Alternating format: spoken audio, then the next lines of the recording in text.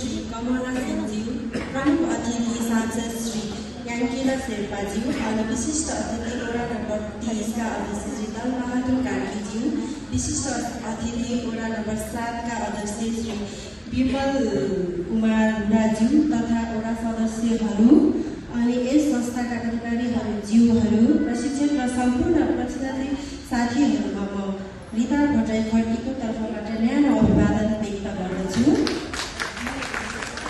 यस तालिमले केवल सिप मात्र होइन, आत्मविश्वास, नयाँ सोच र आफ्नो भविष्यलाई अझ सुन्दर बनाउने प्रेरणा पनि दिएको छ।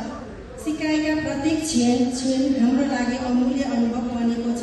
हामीले यहाँबाट सिकेका ज्ञान, कला र अनुभवहरूलाई आगामी दिनमा व्यवहारमा उतार्दै अझ सफल बन्ने प्रतिबद्धता व्यक्त गर्दछौँ।